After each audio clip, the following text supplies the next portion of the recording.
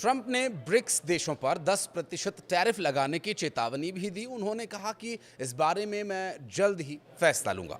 नमस्कार, मैं हूं आशीष त्रिपाठी आपके साथ। और ट्रंप का प्रशासन वर्तमान में द्विपक्षीय व्यापार समझौतों पर जोर दे रहा है, जिसमें 1 अगस्त से उन देशों के लिए नए टैरिफ लागू होने वाले हैं जिन्होंने अमेरिका के साथ कोई समझौता नहीं किया है।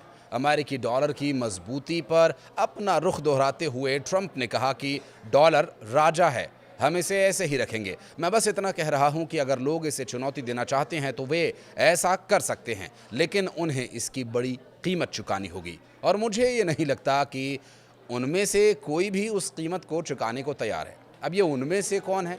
क्या ये ब्रिक्स देशों की ओर इशारा है, जिसमें अमेरिका के सामने चाइना है, रूस है, भारत जैसे देश हैं, और ब्रिक्स के सभी देशों या सदस्यों को अमेरिका इन शब्दों के साथ क्या कोई चेतावनी जारी कर रहा है? क्योंकि अमेरिकी राष्ट्रपति डोनाल्ड ट्रंप ने एक बार फिर से ब्रिक्स समूह को इन देशों से आने वाले सामानों पर अतिरिक्त 10% टैरिफ लगाने की चेतावनी दे दी है। जहां ट्रंप ने आरोप लगाया कि ब्रिक्स समूह अमेरिकी डॉलर को कमज़ोर करने का काम कर रहा है।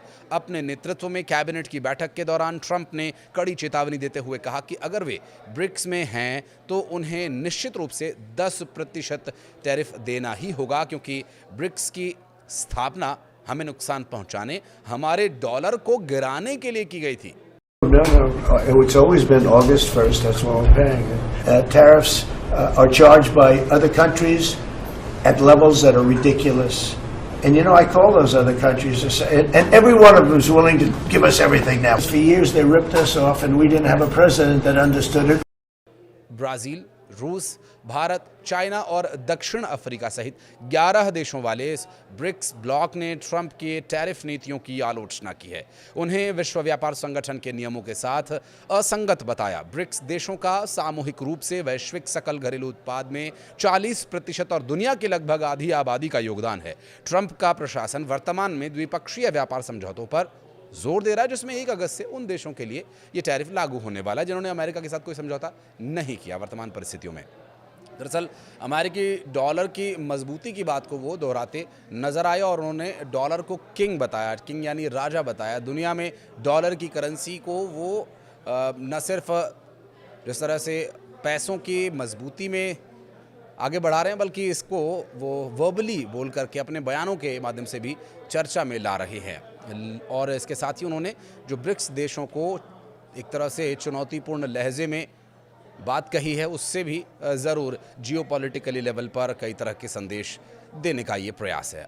अब आगामी व्यापार शुल्कों पर ट्रंप ने ये भी कहा है कि 1 अगस्त वो समय सीमा है। अन्य देशों द्वारा टैरिफ ऐसे स्तर पर लगाए जाते हैं जो हास्यास्पद हैं। मैंने उन अन्य देशों को बुलाया है, अब हर कोई हमें सब कुछ देने को तैयार है। सालों तक उन्होंने हमें लूटा और हमारे पास ऐसा कोई राष्ट्रपति नहीं था जो इसे समझता हो, ये कहना है ट्रंप का। और जब भारत की स्थिति के बारे में पूछा गया तो एक महत्वपूर्ण अमेरिकी व्यापार भागीदारी और ब्रिक्स सदस्य के रूप में इसकी स्थिति को देखते हुए ट्रंप ने स्पष्ट किया कि कोई अपवाद नहीं बनाया जाएगा, यानी भारत के लिए भी कोई स्पेशल ट्रीटमेंट नहीं होगा। ट्रंप ने कहा कि ये ब्रिक्स के सदस्य हैं, वे 10% टैरिफ का भुगतान कर सकते हैं। और उनका ये भी कहना है कि मैंने लगभग 1 साल पहले ये बात कही थी और ये काफ़ी हद तक टूट गया है। मुझे लगा कि ये काफ़ी हद तक टूट गया है और हम किसी भी समय मानक नहीं खोएंगे। यदि आपके पास एक स्मार्ट राष्ट्रपति है, आप कभी भी मानक नहीं खोएंगे। अब इन्हीं शब्दों के साथ उन्होंने अपनी भी तारीफ़ कर ली। ये बयान अमेरिका और भारत के बीच व्यापार समझौते के करीब पहुंचने के तुरंत बाद आया। राष्ट्रपति डोनाल्ड ट्रंप ने कहा कि दोनों देश सौदा करने के करीब हैं और इस महीने के अंत में वॉशिंगटन डीसी में एक उच्च स्तरीय द्विपक्षीय बैठक के दौरान या जब ट्रंप भारत का दौरा करेंगे तब अंतिम व्यापार समझौते पर हस्ताक्षर किए जा सकते हैं। No, it's always been August 1st, that's what we're paying. Tariffs are charged by other countries at levels that are ridiculous. And you know, I call those other countries, and every one of them is willing to give us everything now. For years they ripped us off and we didn't have a president that understood it. इसके अलावा अगर बात करें कृषि और dairy जैसे संवेदनशील क्षेत्रों की, तो उनको छोड़ करके जल्द ही एक अंतरिम या लघु व्यापार समझौते की घोषणा भी की जा सकती है। अमेरिका कृषि उत्पादों, चिकित्सा उपकरणों और औद्योगिक वस्तुओं पर कम शुल्क लगाने पर जोर दे रहा है, जबकि भारत कपड़ा और परिधान जैसे श्रम गहन निर्यात के लिए तरजीह दे रहा है। और इस समझौते का उद्देश्य 2030 तक द्विपक्षीय व्यापार को लगभग $500 बिलियन तक बढ़ाना और रक्षा प्रौद्योगिकी और ऊर्जा में सहयोग बढ़ाना है। ट्रंप ने ब्रिक्स संगठन को अमेरिका विरोधी करार दिया। उनका ये कहना था कि इस संगठन में शामिल सभी देशों ने ब्राजील के रियो में आयोजित समिट में अमेरिकी व्यापार नीतियों की आलोचना की थी।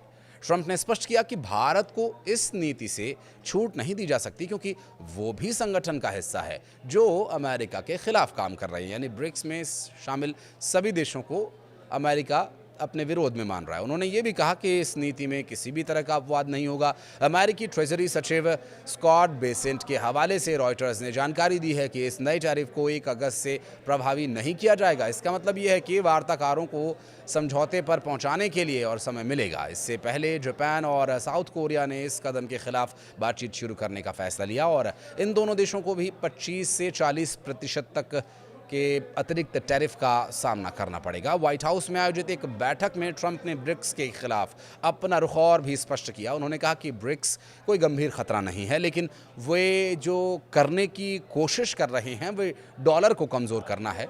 और बार बार वो ये दोहरा रहे हैं कि डॉलर राजा है, डॉलर इज़ किंग।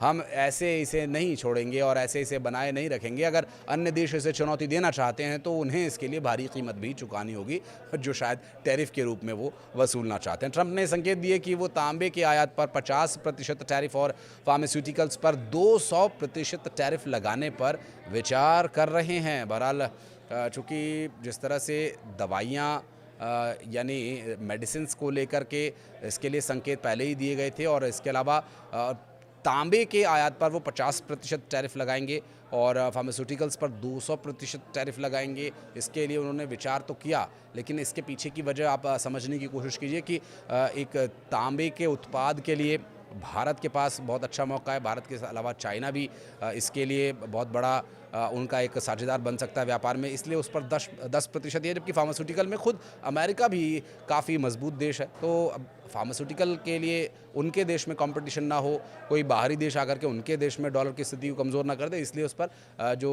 टैरिफ का प्रतिशत है वो अधिक रखने की कोशिश की गई। बहरहाल देखना होगा, क्योंकि अमेरिका ने इससे पहले भी चाइना पर जो ट्रेड डील की बात हुई थी तो वो 125%, 140% तक के टैरिफ लगाए थे और उससे बाद में रोल बैक कर लिया था। जो कि अमेरिका की देखिए अब तक कोशिशों से यही जाहिर हुआ है कि वो एक दबाव की राजनीति कर रहा है, जियोपॉलिटिकल लेवल पर एक प्रेशराइज माहौल बनाने की कोशिश उसकी रहती है। तो क्या ये भी उसी तरह का कोई प्रेशर है? ब्रिक्स के जो सदस्य देश हैं उनके बीच कोई फूट डालने का प्रयास है, और ये आने वाले निकट भविष्य में स्पष्ट हो जाएगा। आप इस बारे में क्या सोचते हैं? विवेक के अनुसार अपने कमेंट सेक्शन में आकर के अपनी प्रतिक्रिया आप दे सकते हैं। धन्यवाद।